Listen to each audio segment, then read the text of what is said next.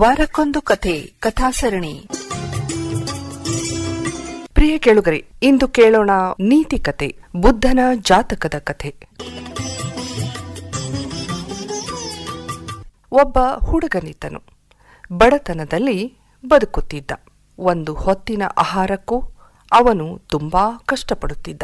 ಆದಾಗೂ ಹಾಗೂ ಹೀಗೂ ಹೇಗೋ ಒದ್ದಾಡಿ ಆಹಾರವನ್ನು ಸಂಗ್ರಹಿಸುತ್ತಿದ್ದ. ಆದರೆ ಅವನು ಸಂಗ್ರಹಿಸಿ ಇಟ್ಟ ಆಹಾರದಲ್ಲಿ ಪ್ರತಿನಿತ್ಯವೂ ಒಂದಿಷ್ಟು ಕಡಿಮೆಯಾಗುತ್ತಿತ್ತು. ಅವನು ಅಂದುಕೊಳ್ಳುತ್ತಿದ್ದ, ಇದೇನು ಆಹಾರ ಮಾಯವಾಗುತ್ತಿದೆ, ಹೇಗೆ ಯೋಚಿಸಿ ಅದನ್ನು ಕಂಡುಹಿಡಿಯಬೇಕೆಂದು ಕಾದು ಕುಳಿತನು. ಆಗ ಒಂದು ಇಲಿ ಬಂದು ಅವನು ಸಂಗ್ರಹಿಸಿ ಇಟ್ಟ ಊಟನ್ನು ತಿನ್ನುತ್ತಿತ್ತು. ಇದರಿಂದ ಅವನಿಗೆ ಕೋಪ ಬಂದು ಇಲಿಯನ್ನು ಕೇಳಿದ, ಓ ಇಲಿರಾಯ, ನಾನು ಕಷ್ಟಪಟ್ಟು ಸಂಗ್ರಹಿಸಿಟ್ಟ ಆಹಾರವನ್ನು ನೀನು ತಿನ್ನುತ್ತೀಯಲ್ಲ, ನನಗೆ ಒಂದು ಹೊತ್ತಿಗೆ ಸಿಗುವುದೇ ಕಷ್ಟವಾಗಿರುತ್ತದೆ. ಹಾಗಿರುವಾಗ ನೀನು ನನ್ನ ಆಹಾರವನ್ನು ತಿನ್ನುವುದು ಸರಿಯೇ?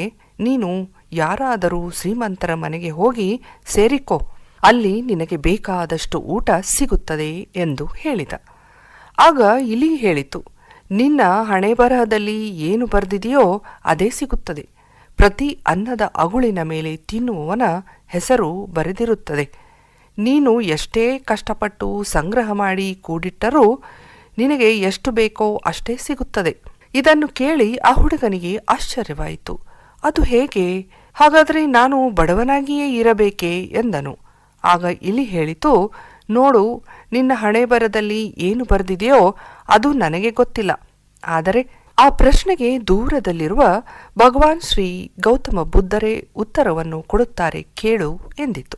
ಮರುದಿನವೇ ಆ ಹುಡುಗ ಗೌತಮ ಬುದ್ಧನನ್ನು ನೋಡಲು ಮತ್ತು ತನ್ನ ಪ್ರಶ್ನೆಗೆ ಉತ್ತರ ಪಡೆಯಲು ಹೊರಟು ನಿಂತನು. ರಾತ್ರಿಯಾಗಿತ್ತು. ಉಳಿಯಲು ಒಂದು ಮನೆಯನ್ನು ಹುಡುಕ ಹತ್ತಿದ. ಅವನ ಕಣ್ಣಿಗೆ ಒಂದು ಮಹಲ್ ಕಂಡು ಬಂದಿತು. ಅಲ್ಲಿರುವ ಯಜಮಾನನನ್ನು ಕಂಡು, ಈ ರಾತ್ರಿ ಇಲ್ಲೇ ಉಳಿಯಬಹುದೇ ಎಂದು ಕೇಳಿದ. ಯಜಮಾನ, ಆಗಬಹುದು, ನೀನು ಎಲ್ಲಿಗೆ ಹೊರಟಿರುವೆ ಎಂದು ಕೇಳಿದ. ಹುಡುಗನು, ನಾನು ನನ್ನ ಹಣೆಯ ಬರದಲ್ಲಿ ಏನು ಇದೆ ಎಂದು ತಿಳಿದುಕೊಳ್ಳಲು ಬುದ್ಧನ ಬಳಿ ಹೊರಟಿರುವೆ ಎಂದನು. ಆಗ ಯಜಮಾನ ಹೇಳ್ತಾನೆ, ನನಗೆ ಒಬ್ಬಳು 16 ವರ್ಷದ ಮಗಳು ಇದ್ದಾಳೆ. ಆಕೆಗೆ ಮಾತು ಬರುವುದಿಲ್ಲ. ಅವಳಿಗೆ ಯಾವಾಗ ಮಾತು ಬರುತ್ತದೆ ಎಂದು ಕೇಳಿ ತಿಳಿದು ಹೇಳು. ಆ ಹುಡುಗನು ಆಯಿತು, ಕೇಳುತ್ತೇನೆ ಎಂದನು. ಬೆಳುಗ್ಗೆ ಎದ್ದು ಅವರಿಗೆ ಧನ್ಯವಾದಗಳನ್ನು ತಿಳಿಸಿ ಹೊರಟನು. ಹುಡುಗನು ಹಿಮಾಲಯದತ್ತ ಹೊರಟನು. ಪರ್ವತದ ಹತ್ತಿರ ತುಂಬಾ ಹಿಮ ಬೀಳುತ್ತಿತ್ತು. ಅವನು ಪರ್ವತವನ್ನು ಏರಬೇಕಿತ್ತು. ಮೊದಲು ಪರ್ವತವನ್ನು ಏರಲು ಹೊರಟಾಗ ಅವನಿಗೆ ಒಬ್ಬ ಜಾದುಗಾರ ಸಿಕ್ಕನು. ಅವನು, ನೀನು ಇಷ್ಟು ಬೆಳಿಗ್ಗೆಯೇ ಎಲ್ಲಿಗೆ ಹೊರಟಿರುವೆ ಎಂದನು. ಆ ಹುಡುಗನು, ನಾನು ನನ್ನ ಹಣೆ ಬರಹವನ್ನು ತಿಳಿದುಕೊಳ್ಳಲು ಭಗವಾನ್ ಬುದ್ಧರ ಹತ್ತಿರ ಹೋಗುತ್ತಿರುವೆ ಎಂದನು. ನೀನು ಬುದ್ಧರ ಹತ್ತಿರ ನನ್ನದೊಂದು ಸಮಸ್ಯೆಗೆ ಪರಿಹಾರ ಕೇಳುವೆಯಾ ಎಂದನು. ನಾನು ಎಷ್ಟೋ ವರ್ಷಗಳಿಂದ ಸ್ವರ್ಗಕ್ಕೆ ಹೋಗಬೇಕೆಂದು ತಪಸ್ಸು ಮಾಡುತ್ತಿದ್ದೇನೆ. ಸ್ವರ್ಗಕ್ಕೆ ಹೋಗುವ ಬೇಕಾದಷ್ಟು ಜ್ಞಾನವೂ ಕೂಡ ನನ್ನಲ್ಲಿದೆ. ಆದರೆ ಏಕೆ ಹೋಗಲಾಗುತ್ತಿಲ್ಲ ಎಂದು ತಿಳಿದು ಬಂದು ನನಗೆ ಹೇಳು ಎಂದನು. ಆಯಿತು ಎಂದು ಹೊರಟನು. ಆಗ ಜಾದುಗಾರ ತನ್ನ ಮಂತ್ರ ದಂಡದಿಂದ ಹುಡುಗನನ್ನು ಪರ್ವತ ದಾಟಿಸಿದ. ಅವನು ಮುಂದೆ ಹೋಗುತ್ತಿರುವಾಗ ಒಂದು ವಿಶಾಲವಾದ ನದಿಯು ಹರಿಯುತ್ತಿತ್ತು. ಅದನ್ನು ದಾಟಬೇಕಿತ್ತು.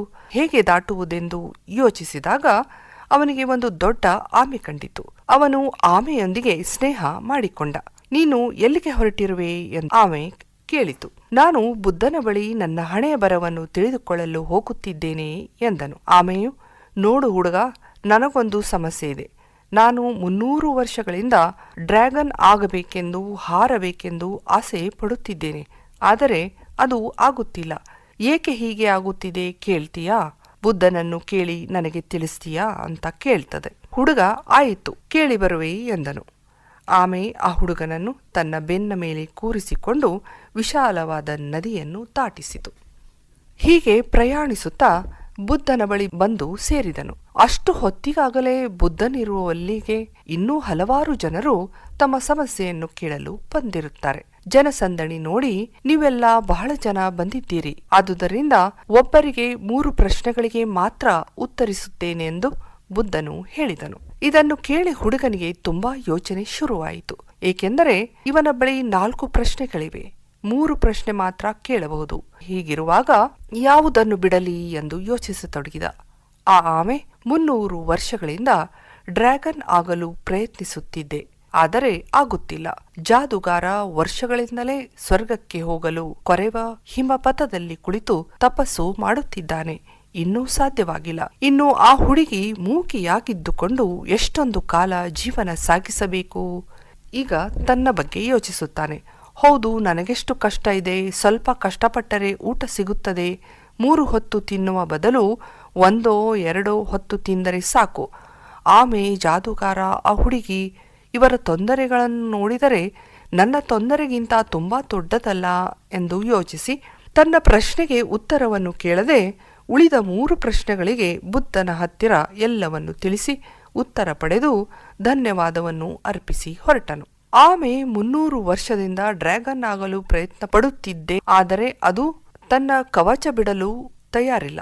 ಕವಚ ಬಿಟ್ಟರೆ ಅದು ಹೊರಬರಬಹುದು, ಡ್ರ್ಯಾಗನ್ ಆಗಬಹುದು. ಇನ್ನು ಜಾದುಗಾರ ಹತ್ತಿರ ಒಂದು ಮಂತ್ರದಂಡವಿದೆ, ಅದು ಅವನು ಸ್ವರ್ಗಕ್ಕೆ ಹೋಗುವುದನ್ನು ತಡೆಯುತ್ತದೆ. ಅದನ್ನು ಬಿಟ್ಟ ತಕ್ಷಣವೇ ಅವನು ಸ್ವರ್ಗಕ್ಕೆ ಹೋಗಬಹುದು. ಇನ್ನು 16 ವರ್ಷದ ಹುಡುಗಿ ಜೀವನ ಸಂಗಾತಿ ಸಿಕ್ಕರೆ ಮಾತು ಬರುತ್ತದೆ. ಬುದ್ಧನಿಂದ ಈ ಉತ್ತರಗಳನ್ನೆಲ್ಲ ಪಡೆದು ಆ ಹುಡುಗ ಹೊರಟು ಬರುತ್ತಾನೆ. ಮೊದಲು ಆಮೆ ಬಳಿ ಬಂದು, ಹುಡುಗ, ನೀನು ಕವಚವನ್ನು ಬಿಟ್ಟರೆ ಡ್ರ್ಯಾಗನ್ ಆಗಬಹುದು ಎಂದ. ಅದು ಕೂಡಲೇ ಕವಚವನ್ನು ಬಿಟ್ಟಿತು. ಆ ಕವಚದೊಡನೆ ಅಮೂಲ್ಯವಾದ ಮುತ್ತುಗಳಿದ್ದವು. ಆಮೆ ಮುತ್ತುಗಳನ್ನೆಲ್ಲ ಅವನಿಗೆ ಕೊಟ್ಟಿತು. ತಕ್ಷಣವೇ ಅದು ಡ್ರ್ಯಾಗನ್ ಆಗಿ ಹಾರಿಹೋಯಿತು. ಆಮೇಲೆ ಆ ಹುಡುಗ ಜಾದುಗಾರ ಬಳಿ ಬಂದನು. ನೀನು ಸ್ವರ್ಗಕ್ಕೆ ಹೋಗಬೇಕೆಂದರೆ ನಿನ್ನ ಬಳಿ ಇರುವ ಮಂತ್ರದಂಡವನ್ನು ಬಿಡಬೇಕು ಎಂದನು. ಆ ಜಾದುಗಾರ ಕೂಡಲೇ ಮಂತ್ರದಂಡವನ್ನು ತ್ಯಜಿಸಿ ಆ ಹುಡುಗನಿಗೆ ಕೊಟ್ಟನು. ತಕ್ಷಣವೇ ಸ್ವರ್ಗಕ್ಕೆ ಹೋದನು. ಆಗ ಹುಡುಗ ದೊಡ್ಡ ಮಹಲಿಗೆ ಹೋದನು. ಇವನು ಹೋಗುತ್ತಿದ್ದಂತೆ ಆ ಹುಡುಗಿಯು ಇವನ ಎದುರಿಗೆ ಬಂದು, ಆ ದಿನ ನೀವೇ ಅಲ್ಲವೇ ನಮ್ಮ ಮನೆಗೆ ಬಂದಿದ್ದು ಅಂದಳು. ಆ ಹುಡುಗನಿಗೆ ಎಲ್ಲ ಅರ್ಥವಾಯಿತು. ಆ ಮಹಲಿನ ಯಜಮಾನ ಹುಡುಗಿಯನ್ನು ಹುಡುಗನಿಗೆ ಕೊಟ್ಟು ಮದುವೆ ಮಾಡಿ ತನ್ನೆಲ್ಲ ಸಂಪತ್ತನ್ನು ಕೊಟ್ಟನು. ಆ ರೀತಿಯಾಗಿ ಆ ಹುಡುಗನಿಗೆ ಆಮೆಯಿಂದ ಅಮೂಲ್ಯವಾದ ಮುತ್ತು, ಜಾದುಗಾರನಿಂದ ಮಂತ್ರದಂಡ ಮತ್ತು ಸಂಪತ್ತಿನಿಂದ ಸುಂದರವಾದ ಹುಡುಗಿ ಸಿಕ್ಕಳು. ಹೀಗೆ ಹುಡುಗನಿಗೆ ಏನು ಬೇಕೋ ಅದಕ್ಕಿಂತ ಮಿಗಿಲಾಗಿದ್ದು ದೊರೆಯಿತು.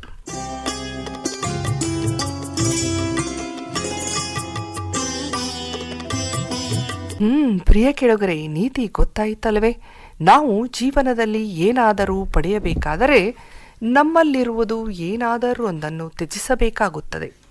ತನ್ನ ಚಿಪ್ಪನ್ನು ಬಿಟ್ಟು ಬೆಲೆ ಬಾಳುವ ಮುತ್ತನ್ನು ಕೊಟ್ಟು ಡ್ರ್ಯಾಗನ್ ಆಯಿತು.